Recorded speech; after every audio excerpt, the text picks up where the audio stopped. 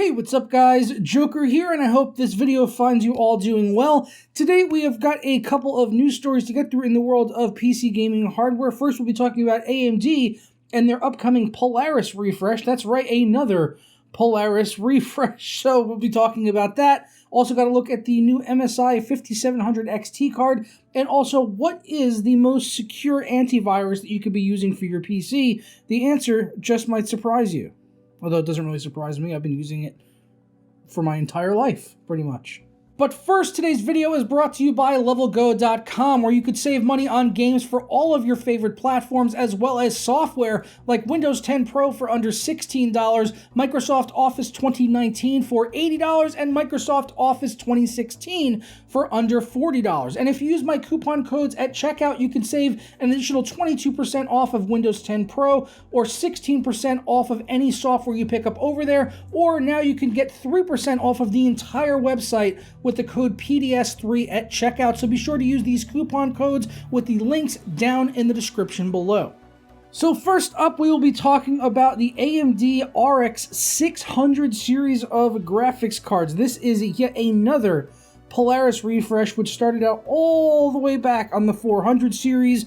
Then we saw the cards get refreshed for the 500 series, and then we saw a refresh yet again for the top-end SKU, the 580, which was a refresh of the 480. That got refreshed into the 590, which is now the current top-end Polaris SKU that I guess you could be using on the 500 series, but now we're going to be getting the 600 series as well, although this will not be coming to the mainstream desktop. You're not going to be able to walk into a Micro Center or go on Amazon or anything and pick up any of these 600 series graphics cards. These are mostly going to be limited for system integrators, and then some of the SKUs for laptops as well. So your custom system builders, people out there like AVA Direct, Puget Systems, or if you just walk into a Best Buy or a Walmart and you buy a pre-built system, if Walmart still has pre-built systems after that whole fiasco, I think they might, but they're probably not the ones that they make. They're overpowered PCs. And if you're using any of these graphics cards in the 600 series, your system would not be overpowered. If we take a look at the SKUs that are going to become available here,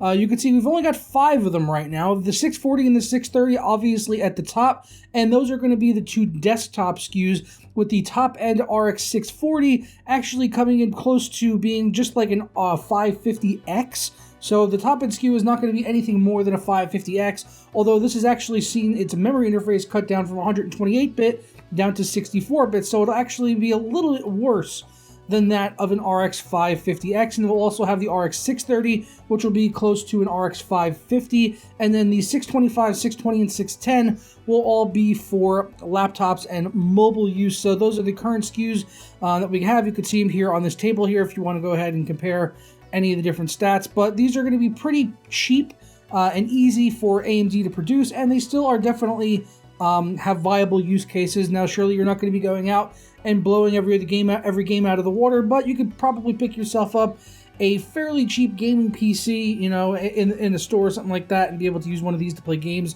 Although I'm still of the mindset where I could probably build a system cheaper and with a higher end, newer graphics card than what these are, but I'd have to see the full system configuration. I'm assuming that a system running a 640 he would probably sell for around $600 or $700 in a store, maybe on a good day. And I think for $700, I could probably go with a better graphics card than that, and then figure out everything else after the fact and build it around the GPU. But yeah, we'll have to wait and see on pricing. Obviously, I'm just kind of thinking about this out in my head. It's like, what is the system actually going to cost with this like rinky-dink graphics card that could barely manage 1080p gaming on anything other than Overwatch or CSGO? So I'd have to really see and get hands-on and test these things, but with them probably not being sold to the general public, I would say that is highly unlikely.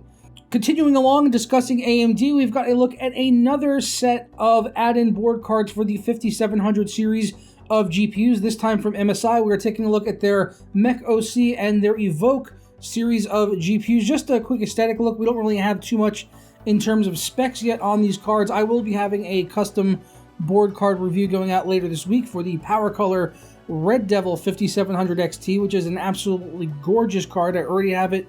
It's literally sitting right behind me, but I probably can't show it to you, but pictures are out there. Specs I think were leaked but we definitely can't talk about specs yet on that thing, but it is going to be pretty damn impressive. But the MSI card, I wanted to just kind of like show you this, guys, because I thought it was interesting how it really does kind of look like almost like an NVIDIA Founders card, but obviously with a gold color scheme. Just that the solid backplate and everything, and just the smooth front really does not that one, obviously. That's not the Evoke. This is the Mech OC card, but the Evoke really does remind me a lot of an NVIDIA Founders Edition card. Let me know what you think, though, down in the comments below. That's the picture I was looking for right there. I was going through and like the picture just wouldn't come up, but yeah, you can see right there in the front we got the dual fans.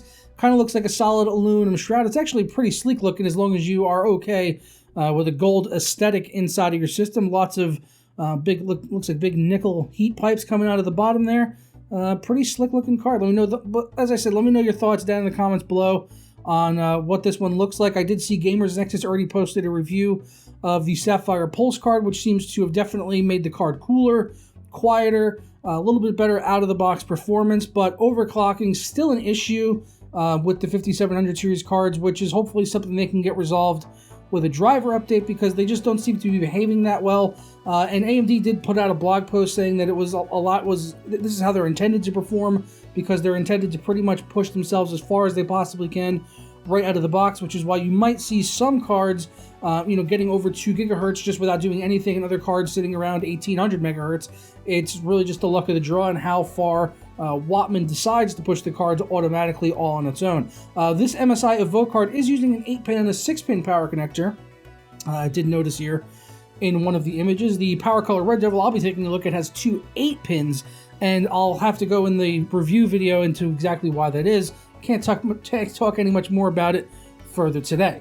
And last up, but certainly not least, thanks to an independent tester, Windows Defender has now been ranked as the #1 antivirus software program that you can be running on your PC, and it's something that I have been using pretty much forever. Well, it used to be called it was called something else before Windows Defender, I believe, Windows Security Essentials or something like that, and now we've got Windows Defender. But it's honestly, Windows Defender has always been more than enough for what I needed for an antivirus software, paired up with things like a decent ad blocker and a little bit of common sense.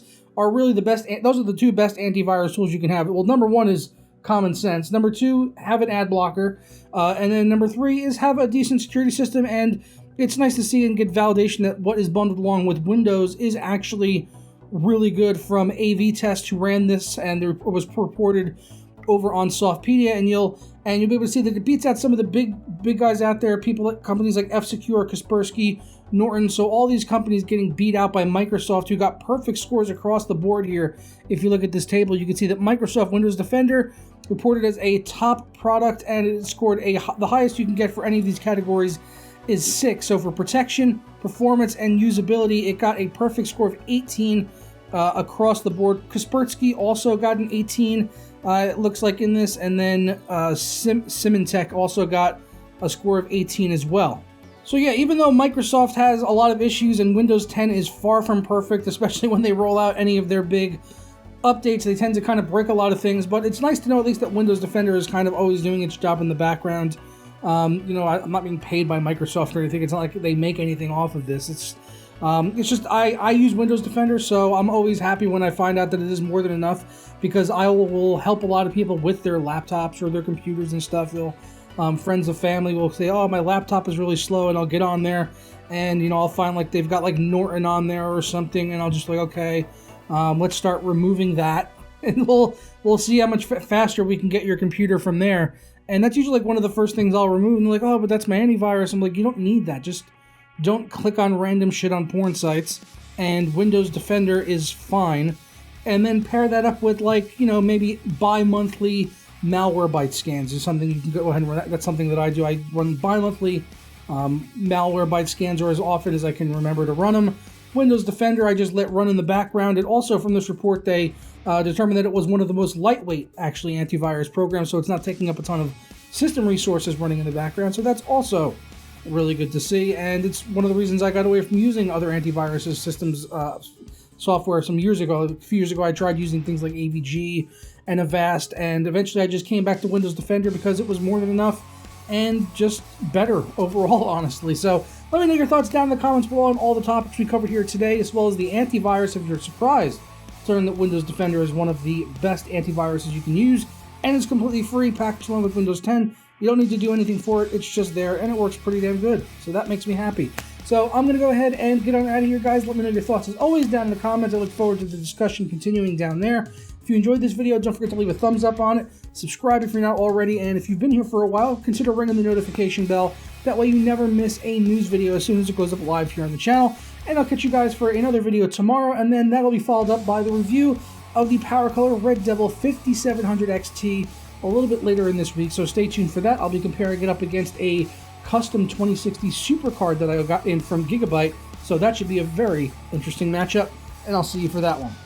Ta-ra.